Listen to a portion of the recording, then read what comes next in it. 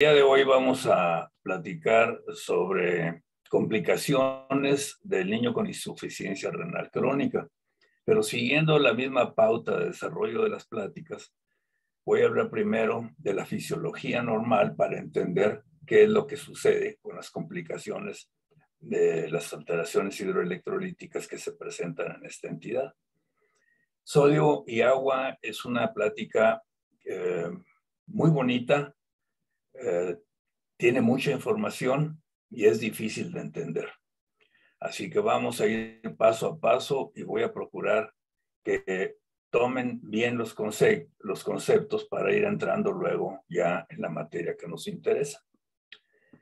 En primer lugar, quiero platicar con ustedes sobre la distribución de los líquidos corporales, que los vemos aquí. Esto es una figurita tomada de un libro. Espacio intracelular, el espacio extracelular con un montón de espacios alrededor. Esto está complicado, entonces vamos a hacerlo un poquito más fácil y lo vamos a dividir en tres.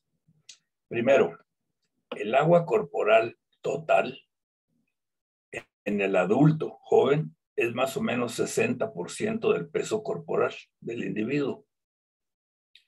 Y eso está dividido en dos grandes espacios. El espacio intracelular, que lo ven de azul, y el espacio extracelular, que lo ven aquí sin color y con color amarillo.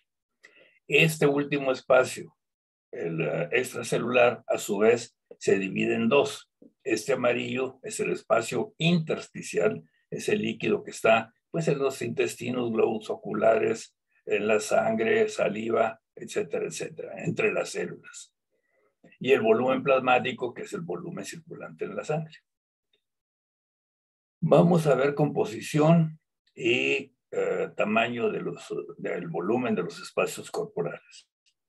De ese 60% del peso corporal total de un adulto, 40% equivale al espacio intracelular, que es el mayor. El espacio extracelular tiene 20%. De ese 20%, 15% es del intersticial y 5% es del volumen circulante, del volumen plasmático. Esto es la sangre, ese es el intersticio y ese es el espacio intracelular. Este otro verde son los sólidos, son esquemitas que no están del tamaño proporcional, pero lo hago así para entender más fácil la situación. Bien, esta es la proporción que existe entre espacio intra y extracelular. El sodio se mantiene en el organismo en el espacio extracelular y el potasio dentro de la célula, gracias a esta proteína transportadora, que yo creo que es la más importante del organismo, que mantiene al sodio fuera de la célula y al potasio dentro de la célula. Bien, esta es la molécula de la sodio-potasio y vamos a ver la concentración del sodio y del potasio intra y extracelular. En el espacio extracelular, el sodio tiene una concentración de 135 a 145 miliequivalentes. ¿Okay? Entonces, esta concentración pues no es muy cierta. Y ahorita lo voy a tratar de explicar. En realidad es de 154 miliequivalentes por litro si tomamos el agua pura. Pero como el agua está revuelta con pues, células plasmáticas, con una bola de cosas en la sangre, con lípidos, etcétera, sale más bajito por un error de laboratorio que voy a explicar en un momentito. Mientras que el potasio es de 4 miliequivalentes por litro de líquido. En el espacio intracelular es lo opuesto. 10%, 7 a 10% es la concentración de sodio intracelular, muy poquito en comparación con esto. En cambio, el potasio va de 140 a 160 miliequivalentes por litro, dependiendo del órgano en el cual se encuentra el potasio, porque varía de órgano a órgano. Muy bien. Bueno, esto ya está explicado. Nada más aquí agregar algo muy importante. Este volumen de los líquidos corporales está dado tanto por la concentración de solutos en cada lado como por la cantidad de agua que hay aquí. Un sodio de 135 a 145 en el volumen plasmático o de 154 en el volumen intersticial equivale más o menos a 285 milosmoles por kilogramo de agua. La osmolaridad se mide así, no en milequivalentes. Y también ocurre lo mismo, es 285 más menos 5, eso es lo correcto. Ahora, aquí hay proteínas en el espacio intracelular y en el espacio, el volumen plasmático. Acá principalmente la proteína es albúmina. El espacio intersticial tiene una cantidad pequeñísima de albúmina, así que no hay una correspondencia exacta. ¿Por qué esta diferencia del sodio y que vemos pues en una medida de laboratorio común y corriente? Porque es muy fácil medir el sodio en el suero. Ustedes toman la muestra de sangre, la dejan a reposar hasta que se haga el coágulo, les quitan el coágulo. ¿Y qué queda?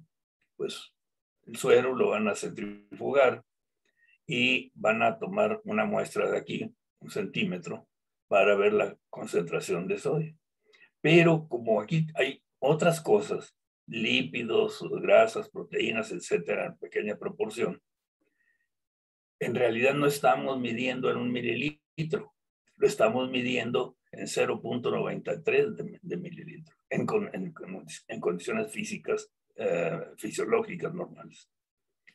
Esto puede aumentar si aumentan los lípidos, por ejemplo, o si aumenta la albúmina, pues entonces sí, sería mayor. Pero estos lípidos que no son solubles al agua, el agua y la grasa no se llevan, se separan por ley físico-química, entonces en realidad se está midiendo la concentración de sodio no en 1 litro, sino en 930 mililitros, por eso sale más bajo que el 154. Pero si lo metemos esto a una ultracentrífuga y dejamos el agua pura en este contenedor y medimos el sodio ahí, va a salir en 154. ¿Por qué? Porque eliminamos lípidos, fibrinógenos, células, albúmina, todo lo que había ahí. Y entonces ya lo estamos midiendo realmente en 1 litro.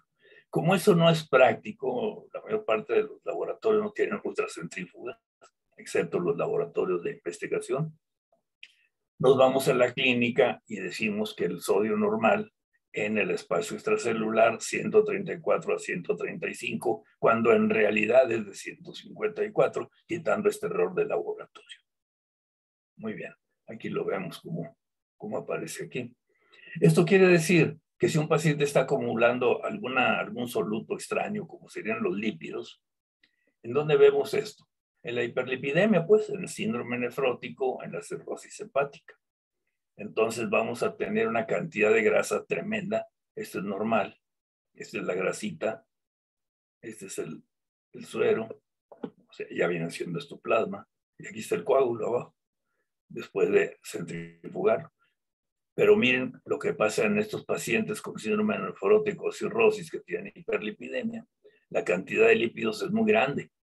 Entonces, ocupa mucho espacio y en realidad en vez de medirlo en un poquito menos de litro, lo estamos midiendo en un montón menos que el litro. Entonces nos va a dar una falsa hipotonicidad, una falsa hiponatremia del espacio extracelular. Y eso hay que tomarlo en cuenta. Vamos a manera de recordatorio. Esto parecen cosas de niños, pero se los tengo que repetir por lo que voy a decir después, que se va complicando poco a poco. Este es el fenómeno de ósmosis, que es muy importante en la regulación osmolar del organismo humano. Si ustedes ponen 1 litro de agua en este contenedor y otro litro de agua en este contenedor igualito, y le ponen una membrana semipermeable aquí en medio, que sea semipermeable al agua, el agua sí pasa, pero no igual que si no existiera la membrana. Pero es completamente impermeable a los solutos. Eso no pueden pasar. Bien. Si le agregamos solutos, vamos a agregar sal. de este lado más granitos de sal azules que los que hay de este lado. ¿Qué sucede? Pues para igualar la osmolaridad no pueden pasar los solutos de aquí para acá. ¿Por qué? Pues porque es impermeable a los solutos esta membrana.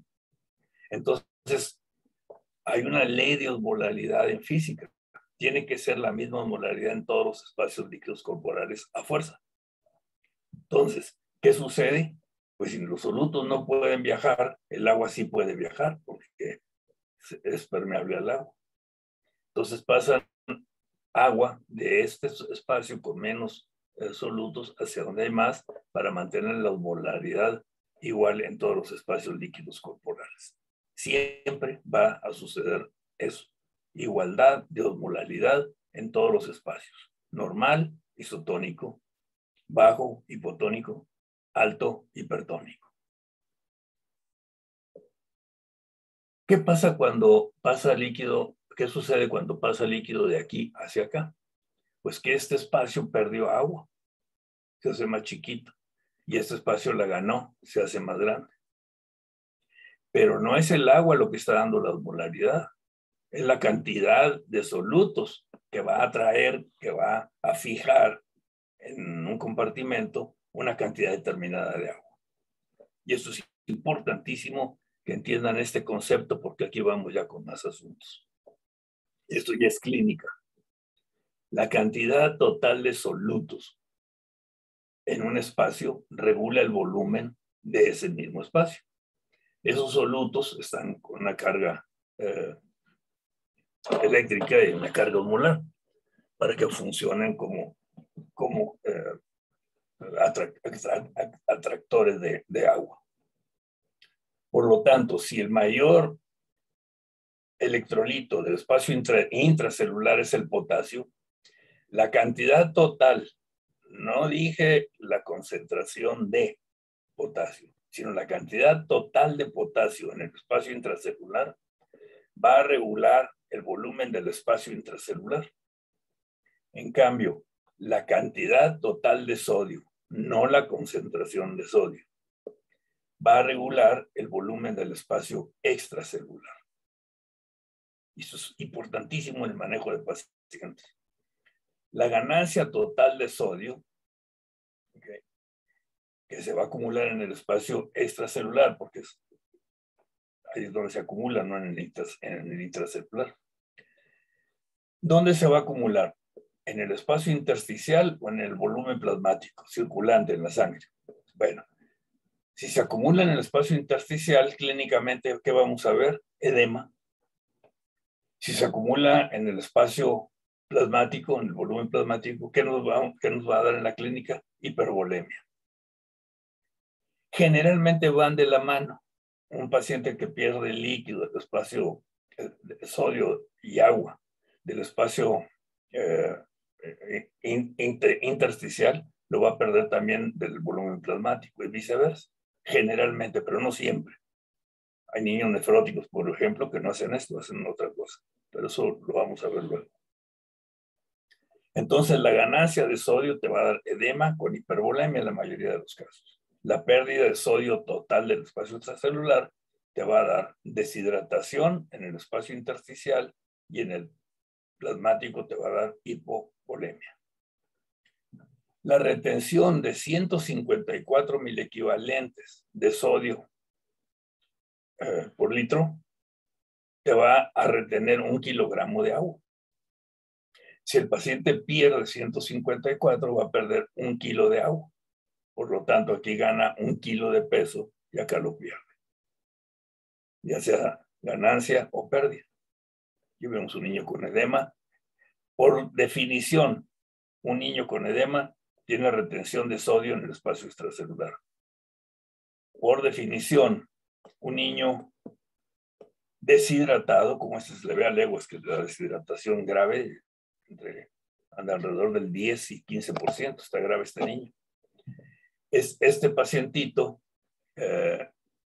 ha perdido sodio y agua del espacio extracelular. No se puede ganar un electrolito nada más, se tiene que acompañar de agua. No orinamos sal pura, ni cuando tenemos diarrea vamos a expulsar trozos de sal. Lo expulsamos con una cantidad proporcional de agua. Entonces depende de la cantidad de agua que se pierda o se gane del espacio extracelular, va a haber ganancia o pérdida. Bien. Bien, quitar el monigote. Listo. Si el sodio regula el volumen del espacio extracelular, el agua regula la osmolalidad de todos los espacios, porque esa sí puede pasar de un espacio a otro, intra o extracelular. Solo de manera que los niños deshidratados, que por definición perdieron sodio y agua, pueden tener una deshidratación isotónica, hipotónica o hipertónica, de cualquiera. Porque un niño deshidratado puede tener cualquier tipo de deshidratación, lo cual quiere decir que la deshidratación no depende del agua, depende del sodio. Pero la natremia depende del agua. El agua regula los espacios líquidos corporales a todos para mantener la osmolalidad igual, mientras que el sodio regula el volumen. La pérdida de sodio más agua nos va a dar deshidratación, la ganancia, edema. Bien, esto lo repito aquí. Determinación sanguínea de sodio no refleja metabolismo de sodio, refleja metabolismo de agua. ¿Por qué? Porque lo que estamos viendo es una concentración de sodio, no del sodio total. Si el sodio total se pierde, viene deshidratación. Si el sodio total del espacio extracelular se gana, retiene agua, entonces viene edema. Pero la deshidratación puede ser iso, hipo o hipernatrémica, de cualquier tipo, en cualquier situación. Lo vamos a ver un poquito más. Las alteraciones de agua se miden en milimoles por kilogramo de agua. Bien. La definición de términos es importante para ponernos de acuerdo qué es lo que estamos diciendo. La isotonicidad es normal de 285 más o menos milimoles por kilogramo de agua. Es un rango pequeño. O sea, que los mecanismos que existen para mantener una osmolaridad normal son muy importantes. Si se retiene demasiado agua, las células se hinchan y explotan. ¿Qué es lo que vemos? Ustedes le aplican en forma endovenosa por equivocación a un niño agua bidestilada, pura agua, pues le van a causar una hemólisis. Los glóbulos rojos se van a empezar a reventar. Al revés, si tiene muy poquita agua, pues los solutos se van a concentrar. Entonces, el exceso de agua va a dar hipotonicidad por debajo de 280 y la hipertonicidad por arriba de 290. Si hablamos de sodio, no de osmolaridades, aquí es donde nos hacemos bolas y van a ver ahorita por qué. Isonatremia es cuando el sodio se encuentra en una concentración normal de 135 a 145, porque nadie lo va a medir en una ultracentrífuga, a menos que sea un laboratorio de investigación. Y no nos va a dar 154, nos da esta cifra. Hiponatremia es cuando el sodio se encuentra por debajo de la cifra normal y es leve cuando el sodio anda entre 134 y 130, moderada de 129 a 120 y grave menos de 119. 115 o menor, casi es seguro que el paciente va a fallecer o va a quedar con trastornos cerebrales muy graves. La hipernatremia es lo contrario, es la elevación de la concentración del sodio en sangre, mayor de 145 miliequivalentes por litro.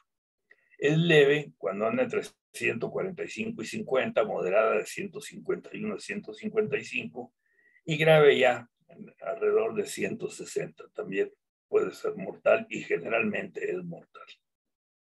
Bien. ¿Qué es una deshidratación? Es muy sencillo. Si ustedes ven el diccionario Webster en inglés, lo dicen por lo menos el volumen que tengo yo viejísimo, Dice, deshidratación es la pérdida de líquidos del espacio extracelular del organismo humano. De líquidos, no dice de agua, no dice de sodio. Líquidos. Y los líquidos humanos tienen sodio y agua. Entonces, cuando se pierde sodio y agua en la misma proporción, la osmolalidad se mantiene normal. ¿Ok? Sabemos que el niño perdió sodio y agua porque está deshidratado. Eso es una observación clínica, no necesitamos laboratorios. Pero el tipo de deshidratación, si es iso, hipo o hipernatrémica, sí necesitamos determinar o una osmolalidad, que pocos laboratorios la tienen, o lo más sencillo, pues medimos un sodio, que es lo más fácil medible en cualquier laboratorio. Y si está bajo el sodio, pues sabemos que está el niño con hiponatremia. Si está alto, está con hipernatremia. Y si está normal, tiene isonatremia. Por lo tanto, se perdió en la misma proporción. Aquí vemos el espacio extracelular, cómo perdió esta cantidad de sodio y de agua. Ahora, aquí el problema de la deshidratación isotónica es que si se pierde demasiado líquido o súbitamente, el niño pues, va a tener hipovolemia y se va a deshidratar. Entonces puede entrar en choque hipovolémico. Pero ven ustedes, las osmolalidades se mantienen normal. Por eso es isotónica.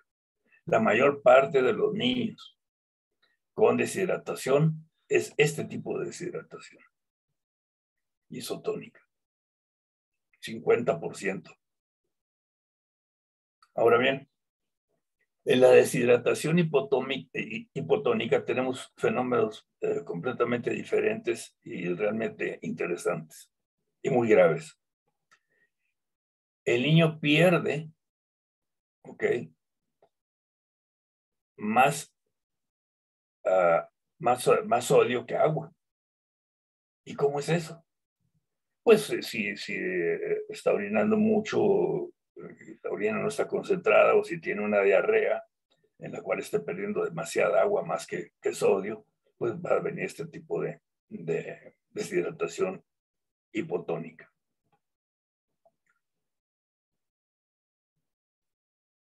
¿Qué es lo que sucede fisiológicamente? Que el agua que está aquí,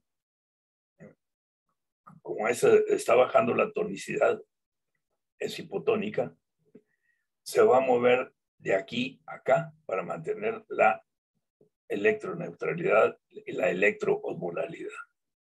Y entonces el paciente va a perder líquidos hacia afuera del organismo, diarrea, vómito, etcétera. Puede ser una deshidratación, hipovolemia o choque hipovolémico. Pero además lo está perdiendo del espacio extracelular hacia el intracelular. Y entonces estos son los niños con hiponatremia los que más fácilmente entran en choque hipovolémico. Mucho cuidado con estos niños. ¿Y qué pasa si entra líquido al espacio intracelular? Para corregir la osmolalidad, pues va a haber ganancia de agua acá y pérdida de agua acá. ¿Ok? Bien. Y si entra agua a las células, al espacio intracelular, ¿qué pasa? Pues nada, las células se pueden hinchar un poquito, no mucho, no hay manifestaciones clínicas. Las células de la piel, de los riñones, del estómago, todo se hincha, todas las células tienen exceso de agua. ¿Okay? Bien. Todas las células sí, excepto el cerebro, que sí se va a afectar. El cerebro tiene una característica, dos características especiales. Uno, tiene muy poco espacio intersticial entre neurona y neurona. Las células están muy pegadas.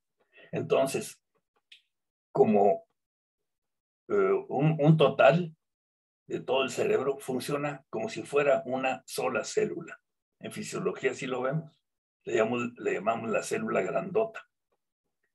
Ahora, tiene otro problema, que el cráneo, la caja encefálica que rodea el cráneo, no lo deja que se hinche, porque ya no se puede, a menos que el niño esté muy pequeñito y se le hacen las fontanelas. Entonces, ahí hay un respiro porque ya no se está apretando el cerebro y ya puede estar mejor. Sin embargo, si ya está más grandecito y se están cerrando ya las suturas, no puede ensancharse el cerebro. Por eso los cirujanos van y le abren agujeros, boquetes por todos lados a un niño que tiene edema cerebral. ¿Qué pasa con el edema cerebral? Pues da alteraciones de conducta, más grave, convulsiones, y más grave, muerte. Si además es un niño con enfermedad renal crónica progresiva, además del edema cerebral por la hiposmolalidad, va a tener edema cerebral por la hipertensión arterial, y entonces esto se torna mucho más grave. Muy bien. ¿Cómo se corrige esto en situación fisiológica? La ganancia de agua es hiponatremia o hipotonicidad. ¿Cómo se corrige fisiológicamente? Estos son los pacientes que le dan con frecuencia cirrosis, insuficiencia renal crónica, insuficiencia cardíaca congestiva. Hay retención de agua. ¿Y qué pasa? Pues vamos a suponer un niño con deshidratación. ¿Tiene sed? Pues sí, claro que tiene sed, está deshidratado. Entonces está llori y llori, la mamá le da agua, agüita con arroz, o agua sin solutos, agua sin sodio. Entonces, ¿qué pasa? Pues lo va a retener esa agua que le está dando la mamá. Entonces, aunque perdió agua y sodio inicialmente en forma isotónica, vamos a suponer, va a ganar agua porque la mamá le está restableciendo su cantidad de agua sin darle electrolitos. Y entonces se diluye. ¿Y por qué sucede esto? Si yo me tomo ahorita un galón de agua, ¿qué me va a pasar? ¿Voy a tener edema cerebral? ¿Voy a hacer hiponatremia? No, porque tengo buenos riñones y están funcionando bien. Si tomo un galón de agua, lo voy a hacer pipí al baño. Se acabó el problema. Ah, pero el niño deshidratado, ¿qué sucede? Pues tiene vasoreceptores y osmoreceptores. Los vasoreceptores le dicen, estás entrando en choque hipovolémico, le dice el riñón. Y el riñón empieza a retener lo que le llega. Agua con o sin sodio. Y entonces la culpa de que se mantenga una hiponatremia es la de los riñones, pero no, los riñones están actuando de acuerdo al estímulo que se les presenta, que es la deshidratación. Entonces retienen esa agua que les está sobrando, que le dio la mamá agua sin electrolitos. Si le da agua con electrolitos, pues muy bien, porque está combatiendo la deshidratación y no hay hiponatremia. Pero si le da agua sola, entonces es cuando viene la hiponatremia. Muy bien. Cuando hay retención de agua, se diluye el espacio extracelular y el intracelular. Muy poquitito, estoy hablando ya en condiciones fisiológicas, muy poquito. Mi sodio de 135 me bajó a 133, 134. ¿Ven? Eso ya hace que empiece a diluirse mi espacio extracelular y va a pasar un poquito de agua al intracelular. ¿Y eso qué? Pues estimula los vasoreceptores y osmoreceptores y me dice que tome agua y sodio. Si disminuye la tonicidad, disminuye la osmolaridad, pues decimos que hay hiponatremia. ¿Por qué? Porque el sodio también se diluye, se baja el centro de la sed, se desestimula y hay una supresión de la arginina vasopresina. Por lo tanto, aumenta el volumen urinario, aumenta la osmolaridad urinaria y aumenta la retención de agua libre de sodio. Ese es el problema que viene. Y ya se va a restituir la osmolaridad normal. Esto en condiciones fisiológicas. Vamos a la otra deshidratación, que es la deshidratación hipertónica. Aquí el paciente está perdiendo más sodio que agua. ¿Okay? Perdón, está perdiendo más agua que sodio, entonces el sodio se concentra. Es una deshidratación hipertónica porque la osmolaridad aumenta el sodio también, porque así como se concentran todos los solutos del organismo, también el sodio. Entonces vamos a ver que el sodio se elevó. Ahora, al aumentar la osmolaridad en el espacio extracelular, ¿qué pasa? Pues el paciente está perdiendo sodio y agua hacia afuera. Eso hay hipovolemia y deshidratación. Pero también lo está ganando del espacio intracelular. Hay agua que pasa del espacio intracelular al extracelular. al revés que la hiponatremia. ¿Y qué sucede si perdemos agua del espacio intracelular? Nada, pues las células se deshidratan todas, por eso es que se siente la piel de un niño deshidratado con hipernatremia, se siente así como pajosa, es una sensación muy especial. Sí se queda el signo de pliegue y se siente la piel seca y pajosa. Bien, todas las células se van a recuperar, no hay mucho problema, excepto el cerebro, porque el cerebro, lo volvemos a lo mismo, es una celulota, pierde agua, se enjuta, y al reducirse su volumen, se van a romper los vasos de las meninges y los vasos que están entrando dentro del cerebro. Entonces, ¿qué va a haber? Lo mismo, alteraciones de la conducta, luego convulsiones y luego muerte por hemorragia cerebral. El niño con hipernatremia se muere por hemorragia cerebral. El niño con hiponatremia se muere por edema cerebral. Todo lo contrario. Bien.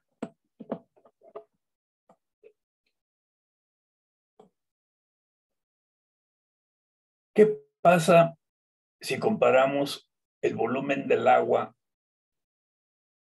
en las diferentes edades? El agua total del organismo está en azul, en el feto de 8 semanas de edad gestacional. En el recién nacido está aquí de rojo marrón. Y en el adulto aquí con verde, para hacer la comparación que nos quede clara. Hay una gran cantidad de agua total en el espacio del feto y disminuye en el recién nacido y durante toda la edad pediátrica. Pero siempre va a quedar en exceso al del adulto. El espacio extracelular igual en la misma proporción. Pero el agua del espacio intracelular no se mueve. Casi desde el feto hasta que nos morimos tenemos la misma cantidad de espacio intracelular. ¿Por qué? Pues que el organismo trata de mantener nuestras células. El organismo no está buscando mucho cómo está el espacio extracelular, sino el intracelular. Dijo Claude Bernard, cuando salimos del mar, nos trajimos nuestro mar interior, que es el espacio extracelular. El espacio intracelular somos nosotros. Bien. Por eso digo yo, ¿por qué vamos a comparar la fisiología de un niño con la de un adulto si son tan diferentes los espacios líquidos corporales? No es nada más la proporción de que filtran menos y tienen menos agua. No, la fisiología es diferente porque el volumen del agua total y el volumen de cada uno de los espacios influye muchísimo en la fisiología renal. Aquí lo vemos por edades en evolución. Este es el feto, agua total en la raya roja, espacio intracelular es el azul y ese es el espacio extracelular. Aquí vemos que esta caída de agua, de volumen de agua, en el agua corporal total, en el feto disminuye rápidamente conforme va avanzando a los 9 meses. Aquí, en esta línea, es el momento del nacimiento y continúa bajando, hasta más o menos que cumple el año de edad y luego continúa bajando hasta que cumple los 21 años de edad. La niñez termina biológicamente a los 21 años de edad, no a los 18, ni a los 17, ni a los 20, biológicamente. Lo demás son inventos que hace el humano. Pues, por obtener beneficios, hay que mandarlos a la guerra, hay que mandar a los más valientes. Bien. Entonces, ¿qué sucede aquí? Vamos perdiendo agua total, ¿a expensas de qué? Del espacio extracelular. Porque el intracelular prácticamente no cambia en toda la vida. Eso es muy importante. Aquí lo vamos a comparar de otra forma. Miren, el agua total en ese feto es más o menos del 98% de su peso corporal. En fisiología les llamamos bebés de agua. Lo mismo que los prematuros. Un recién nacido a término tiene entre 80 y 82% de su peso es agua corporal total y el adulto 60%. Bien.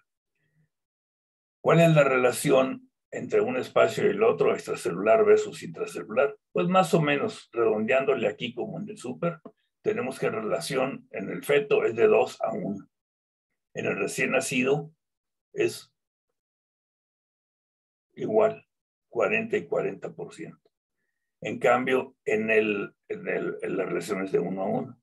En cambio, en el adulto, vean cómo está, el espacio extracelular es más pequeño que el intracelular. Al revés, exactamente.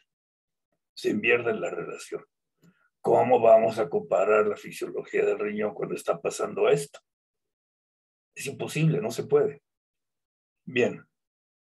Y no solamente se queda ahí, porque si vemos cuál es el volumen circulante, el volumen plasmático, mililitros por kilogramo, vemos que el adulto tiene más o menos 60 mililitros por kilo de peso de sangre, el neonato a término 80 mililitros, el prematuro 95 y un feto 162.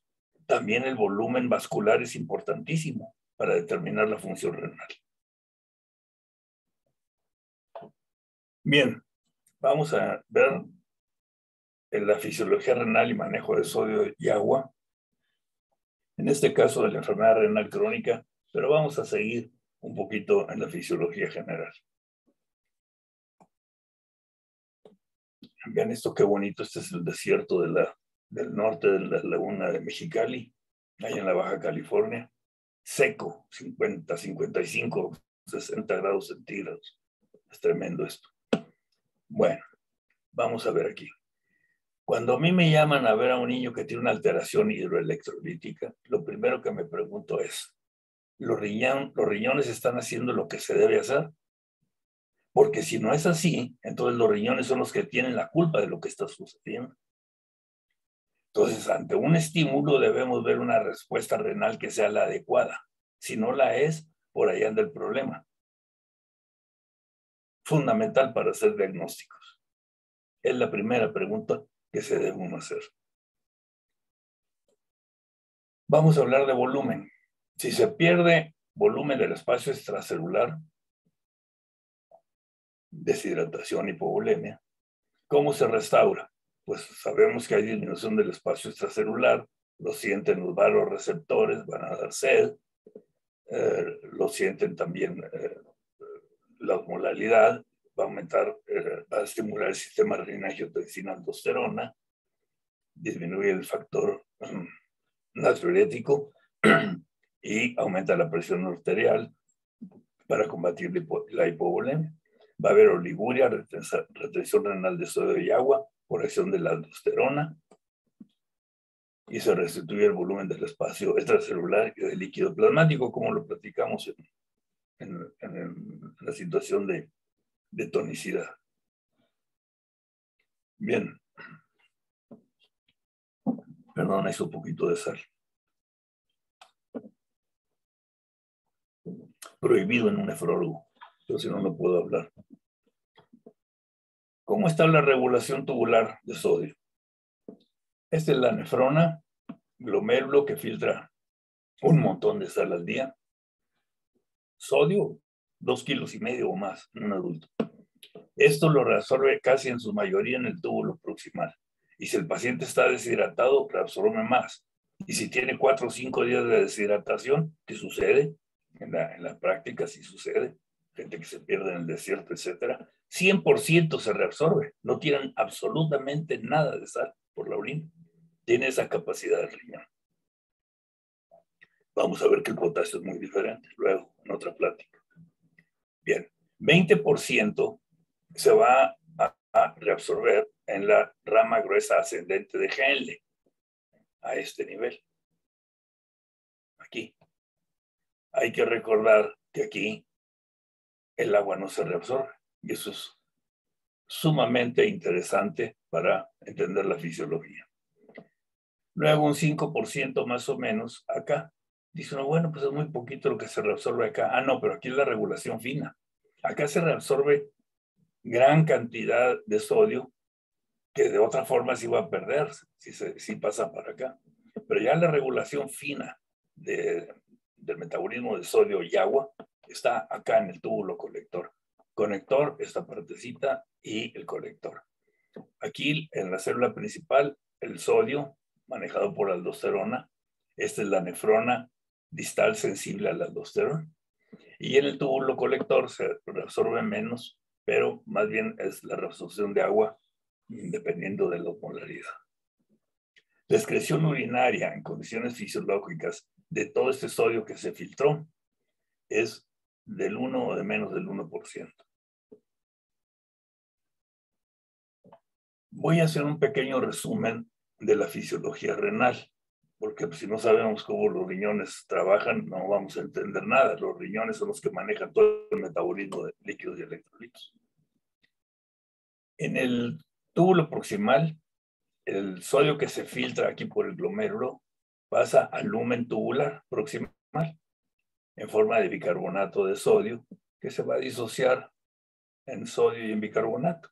El sodio se reabsorbe gracias a esta proteína transportadora en la membrana apical de la célula proximal en intercambio por hidrogeniones. No me voy a meter ahorita en esto porque ya se trata acá de metabolismo ácido-base, que lo vamos a ver también en otra conferencia. Este sodio que se reabsorbió y está en el citosol pasa al espacio sanguíneo. Primero el espacio intersticial es recogido por la base recta del riñón, por la sangre, la circulación renal, y ya se lo lleva al espacio extracelular. Este paso va a ser a través de la sodio-potasio ATPasa, que a nivel sistémico no deja que el sodio entre a la célula y no deja que el potasio salga de la célula. A nivel renal, el sodio se reabsorbe del citosol del túbulo renal en intercambio, 3 moléculas de sodio por 2 moléculas de potasio. Bien. Ahora vamos a ver, acá también se puede reabsorber por otras vías, dependiendo del sitio del que estemos hablando del riñón. Más o menos la mitad del sodio se reabsorbe por vía paracelular y la otra mitad por vía intracelular. Entonces, este es el primer paso, la máxima reabsorción de sodio aquí se produce. La rama ascendente del asa de Henle tiene una característica muy, muy interesante. En primer lugar, es impermeable al agua. Aquí nada más se reabsorben solutos, principalmente cloruro de sodio. El principal transportador, la proteína transportadora a este nivel en la membrana apical es el NKCC2, que transporta una molécula de potasio, una de sodio por 2 de cloro, NaK2Cl.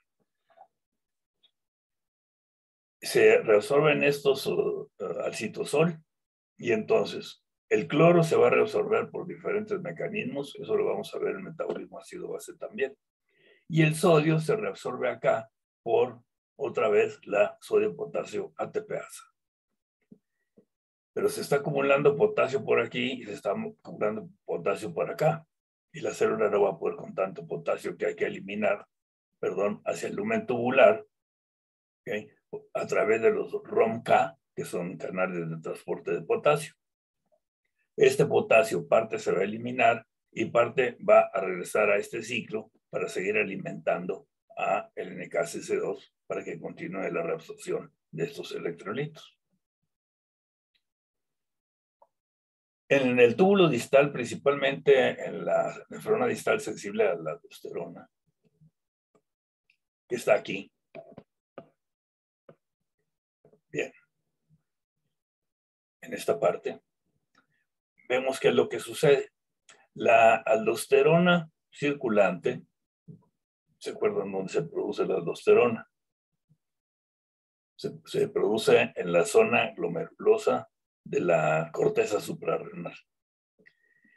Va a llegar a través del torrente sanguíneo a los riñones una molécula aquí que se llama receptor de mineralocorticoides, la va a reconocer y la va a transportar al núcleo, donde la aldosterona va a estimular la producción de sodio, potasio, ATPasa, por un lado, en la que trabaja aquí en la membrana vasolateral, en la reabsorción de sodio.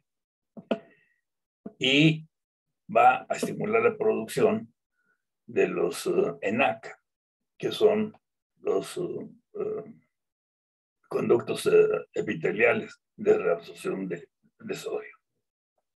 Entonces, la reabsorción de sodio va a ser principalmente a través de los ENaC en la membrana apical y en la sodio potasio ATPasa en la membrana vasolateral por acción de la aldosterona que fue activada y capturada por el receptor de mineralocorticoides. El exceso de potasio también se excreta por los RON-K y MAXI-K y un montón. Ahí la doctora Escobar lo puede explicar mucho mejor que yo. Ella es experta y ha trabajado en el laboratorio en este tipo de transportes. Bien. Vamos a ver. La regulación sistémica y renal de agua a través de los osmoreceptores y del volumen circulante a través de los vasoreceptores. Todo se suscita acá en el hipotálamo y en la hipófisis posterior. Los vasoreceptores se encuentran muy cerquitita de los osmoreceptores en la carótida, en la aurícula izquierda, en las arterias carótidas, en el arco aórtico y prácticamente en la mayor parte de las arterioles que van a mandar mensajes hacia el cerebro, al hipotálamo posterior. Aquí vemos un corte, eso es transversal del cerebro, y vemos aquí, a ver si alcanzan a verlo, este es el núcleo supraóptico, y estos dos chiquitos que están aquí son los núcleos paraventriculares, alrededor del cuarto ventrículo. Aquí es donde se produce la arginina vasopresina. ¿Okay? Se produce también oxitocina y adrenocorticotropina. La oxitocina, ¿se acuerdan? Sirve en el trabajo de parto para la contracción muscular del útero. La vasopresina pues sirve para la reabsorción de agua en el túbulo colector de los mamíferos. La vasopresina se llama así en los animales, en el humano, que es el simio mayor, se llama hormona antidiurética. ¿Cuál es la diferencia? Una molécula de leucina en su núcleo. Una molécula. Entre el cerdo y el humano es la única diferencia que hay. Y a veces creo que no hay ninguna. Bien, entonces, además la adrenocorticotropina, que es una hormona del hipotálamo que va a estimular la producción de cortisol, que está ligada íntimamente a la aldosterona para la corrección de la regulación en la reabsorción de sodio. Bien, los osmoreceptores se activan por dos cosas. Uno, porque hay pérdida de volumen del espacio extracelular, o sea, deshidratación. Deshidratación del espacio intersticial e hipovolemia del espacio, los dos son espacio extracelular. Y por la osmolaridad, cuando la persona pierde más agua que sodio, tenemos una deshidratación hipertónica, aumenta la osmolaridad, se estimula el centro de la sed y se estimulan los osmoreceptores del hipotálamo. Se produce la arginina vasopresina y se va a la hipófisis posterior, donde se va a estar utilizando de acuerdo a la necesidad del organismo en pequeños disparos. Una vez que actúa la hormona antidiurética, pues se produce oliguria, hay un aumento en la reabsorción de agua en los túbulos colectores y en la zona distal sensible a la aldosterona, túbulos proximales y túbulos corticales, aumenta el volumen plasmático, aumenta la diuresis y se corrige el problema. Aquí les voy a platicar un poquito de la importancia que tiene el asa de Henle, caray. Este es el asa de Henle, el asa ascendente gruesa de Henle. porque es importante que veamos esto. Acá está el túbulo proximal, aquí es el túbulo distal y aquí están los túbulos colectores. Bien. ¿Cómo viene el filtrado glomerular? Pues 285 milimoles por kilogramo de agua de tonicidad, que es lo normal. Pero conforme empieza a descender por la rama descendente de Henle, empieza a entrar sodio aquí y a salir agua. De manera que la orina, el filtrado glomerular, que todavía no es orina, pero es el espacio urinífero, se empieza a concentrar, a concentrar, a concentrar. De manera que cuando llega aquí, llega entre 1200 a 1400 milimoles por kilogramo de agua, muy concentrado. Bien, este es el espacio hipertónico. Todo este espacio medular del riñón es hipertónico. Por acá se encuentra el espacio, todos los espacios, la corteza, pues la parte cortical, que no es hipertónica, excepto esto abajo en la médula interna. Aquí cuando sigue el líquido a la rama ascendente de Henle, se reabsorbe sodio, cloruro de sodio, por el NKCC2, ya lo expliqué, pero no se reabsorbe agua porque esta parte es impermeable. Por lo tanto, aquí es al revés, se empieza a diluir el agua, hasta que llega al túbulo distal más diluida que como entró al túbulo proximal. Y de aquí va a bajar por el túbulo colector. ¿Qué es lo que pasa en el túbulo colector con el agua? Depende. ¿Hay hormona antidiurética o no la hay? Si hay hormona antidiurética, el túbulo colector, las células aquí se vuelven permeables al agua y entonces se va a reabsorber agua hacia el intersticio, porque acuérdense que está todo aquí hipertónico. Si yo necesito agua porque me estoy deshidratando o porque tengo un aumento en mi osmolalidad, me va a dar sed, producción de hormona antidiurética, y esto se hace permeable al agua y ya lo puedo reabsorber en el túbulo colector.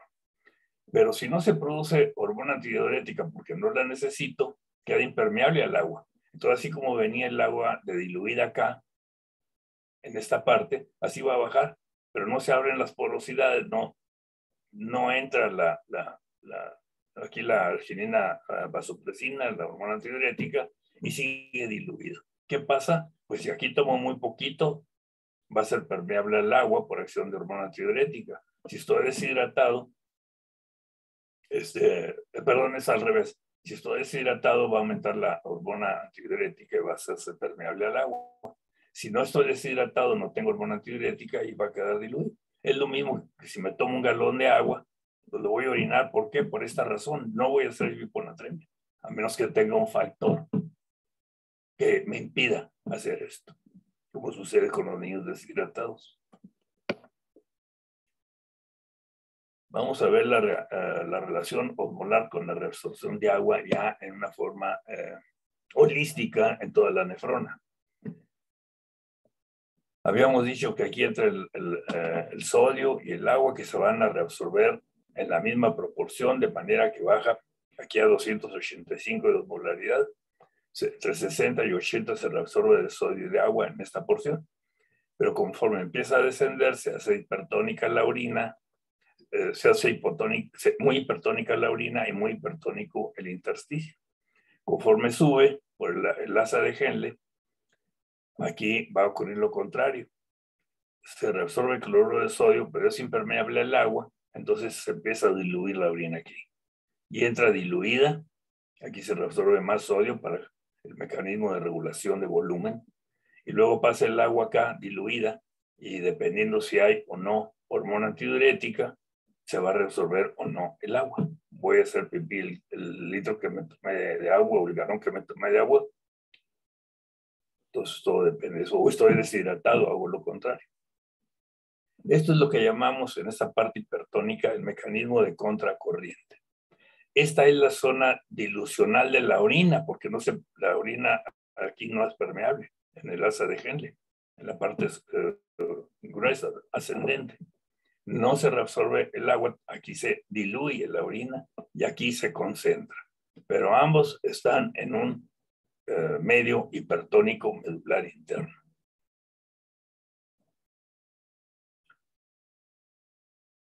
¿Cómo funciona la hormona antidiurética? No funciona por sí misma. La hormona antidiurética también va a tener este asunto. En las células de los túbulos colectores de abajo, que son los que pueden concentrar la orina, se va a unir la hormona antidiurética a los receptores B2 que van a permitir el paso de hormona antidiurética a través de la membrana vasocelular hacia el citosol. Aquí va a entrar al ciclo celular y a través de la adenilciclasa y AMP cíclico, 5-MP cíclico, se va a estimular la formación de estas burbujas de agua que tienen sus filamentos aquí. Estos filamentos vienen y se pegan aquí y hacen que a través de la acuaporina 2 en esta parte del túbulo pase el agua del lumen hacia el citosol. Lo mismo sucede en el túbulo proximal, pero a través de otras acuaporinas. Entonces, se empieza a absorber aquí el agua, la acuaporina 2 va a seguir estimulando o va a bloquear según lo que se necesite en el organismo en determinado momento. Y en la membrana vasolateral van a funcionar la acuaporina 3 principalmente y la 4, que son los que van a reabsorber el agua de regreso al organismo. Así es como se concentra la orina acá. Si hay hormona antidiurética, de lo contrario viene diluida y no pasa esto. Ya vamos casi a terminar. Muy bien. La concentración urinaria es menor en el recién nacido, es menor en el niño. Sí. ¿Por qué? ¿Porque tienen inmadurez? No. Es porque no lo necesitan. Un prematuro no puede concentrar la orina. Miren, todo eso un día se los voy a explicar desde el punto de vista de evolución filogenética para que entendamos muy bonito esto. ¿Por qué somos así los humanos? Pues ¿por qué? Porque estamos repitiendo a todos nuestros predecesores durante miles de millones de años. Nada más por eso. Entonces, nos tuvimos que adaptar a un medio, primero el acuoso, después al anfibio y luego seco. Por eso hicimos el riñón como lo tenemos ahora. Un prematuro, pues anda, o un feto, pues ni hablar, pero un prematuro todavía anda en la época jurásica. Es un bebé que no se ha desarrollado, no debía nacer todavía. No puede concentrar la orina a más de 1.001 de densidad urinaria, que corresponde más o menos a 40 milosmoles por kilogramo de agua. Siempre va a haber una cantidad determinada de solutos, sal principalmente, sodio. Así que no nos va a dar 1.000, sino 0.001 a 3 o 4, que casi no es concentrar la orina. Un recién nacido a término concentra ya entre 380 y 800 milosmoles. Este es un salto bárbaro entre el prematuro y un recién nacido a término. La capacidad de concentración que tiene aquí un recién nacido a término es muy alta. En el temblor allá del 57, del 68, creo, pues nos llevaron muchos niños deshidratados de bebitos de la sala de obstetricia del Hospital General que se cayó. Nos llevaron a muchos niños, fue en el 75, muy deshidratados, pero podían concentrar la orina alrededor de 1000. Esto asombró a mucha gente. Me hablaron de todo el mundo para ver qué estaba pasando. Pues sí, le digo, niños que duraron abajo de las piedras ahí, no los pudieron sacar en días, pudieron concentrar mucho la orina. Pero los niños no tienen por qué hacer eso, porque su dieta es hipotónica, normalmente. Así es como la orina es diluida. ¿Por qué tienen que diluir tanto? Pues no va a haber temblores todos los días, sino se van a estar muriendo de deshidratación todos los días. Esto es más que suficiente, la concentración de la orina para un bebé. Suficiente. En los lactantes llega hasta 1000 milosmoles y en los adultos de 1200 a 1400, que es la máxima capacidad de concentración urinaria bajo restricción hídrica. La mínima es de 40 milosmoles. ¿Por qué varía tanto la osmolalidad en la orina? Para mantener la osmolalidad en sangre sin que se mueva del espacio extracelular. en realidad de todos los líquidos corporales, porque el agua regula la osmolaridad de todos los espacios. Esto es lo importante, por eso el riñón hace todo esto. Y nos da la capacidad de tomar mucha agua y orinar con una orina muy poco densa, o bien, si estamos deshidratados, concentrar la orina. La osmolaridad del mar anda entre 800 y 1000 milosmoles por kilogramo de agua. Entonces, ¿por qué no podemos tomar agua marina cuando nos estamos ahogando? Allá nos perdemos en un naufragio en medio del mar. Pues no es por la osmolaridad, sí tendríamos capacidad para aprovechar el agua del mar, para tomarla. ¿Por qué no sucede esto? Por las cantidades tremendas de magnesio que tiene. Tómense 1 litro de agua de suspensión de magnesia y van a ver lo que les pasa, la diarrea es brutal. ¿Por qué? Porque el magnesio va a destruir las mucosas desde los labios hasta el ano. Entonces van a tener una diarrea tremenda, inclusive con sangre. Entonces no se puede tomar el agua marina por esta razón. Bien, ¿cómo está la sodio-potasio adenosín trifosfatasa o sodio-potasio ATPase en los niños? Muy reducida en relación al adulto. Casi está ausente en el feto, 4 o 5 veces aumenta en el recién nacido, pero se queda muy, muy abajo del adulto. La aldosterona está muy aumentada, pero los niños no tienen hiperaldosteronismo.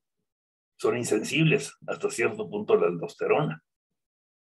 Fíjense todas las diferencias que existen entre niños y adultos, para que no anden comparando, por favor. Va a incrementar en el destete, porque la leche materna pues, es hipotónica y empiezan a comer otros sólidos. ¿Okay? Entonces, todos estos son cambios muy importantes. ¿Qué pasa si la sodio potasio ATPase está disminuida en los niños? Pues pasa esto. Los niños no tienen la misma capacidad de reabsorción de sodio que el adulto. ¿Por qué? Porque tienen poca sodio potasio ATPase. Entonces, el sodio se está perdiendo por la orina. En forma fisiológica y normal. El sodio es un poquito, en sangre, la concentración, es un poquito menor en el niño que en el adulto. Los niños tienen espacios de líquidos corporales más diluidos que el adulto. ¿Por qué? No lo necesitan, se están tomando leche.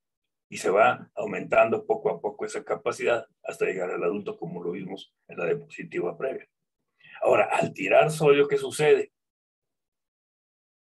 Pues que prácticamente todo está acoplado, toda la reabsorción de todas las sustancias que tenemos en el organismo están acopladas a la reabsorción de sodio tubular. Y así se reabsorbe la glucosa y los aminoácidos y fosfatos y sulfatos, citratos, todo está acoplado al sodio. Y si el sodio se está eliminando en mayor cantidad que en el adulto, en mayor proporción, pues por eso es que los niños tienen un poco de aminoaciduria, pueden tener un poco de glucosuria y pueden tener hiperfosfaturia, hipercalciuria, pueden tener todo. Pero eso es normal, es fisiológico. Un niño normal crece y se desarrolla normal. Por lo tanto, todo esto en él recién nacido y en toda la edad pediátrica, todo esto es normal. Creo que aquí termino, sí. La reunión del jueves, espero que pueda entrar. He estado teniendo muchas dificultades. El servidor no anda muy bien de aquí de esta zona.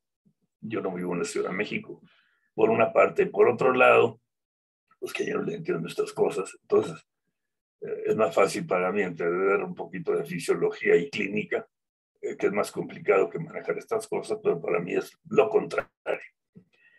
Vamos a presentar un casito la próxima reunión, el jueves. Lean sobre estas cosas.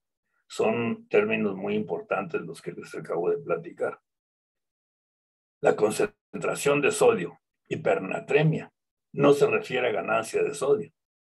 Y la hiponatremia no se refiere a pérdida de sodio. Se refiere a ganancia o pérdida de agua. Y esto grábenselo muy bien. Eso es muy importante para cuando tengan que lidiar con niños, sepan cómo anda la bolita. No les di aquí ninguna regla ni ninguna receta de libro de cocina, cómo se rehidrata un niño, como esto, según el Harry Lane o según el Nelson, se rehidrata. No, eso no interesa. Se tiene que saber, pero si no lo saben, pues recurren a las tablitas que hay para eso y lo rehidratan a los niños, tanto sodio, tanto de potasio, tanto de agua. Está bien en el 90% de los casos. 10% de los casos, no, porque los niños no siguen eso. Hay situaciones clínicas impredecibles que son muy complicadas, entonces tiene que entender la fisiología de líquidos y electrolitos y la fisiopatología para poder manejar a estos niños. Muchas gracias.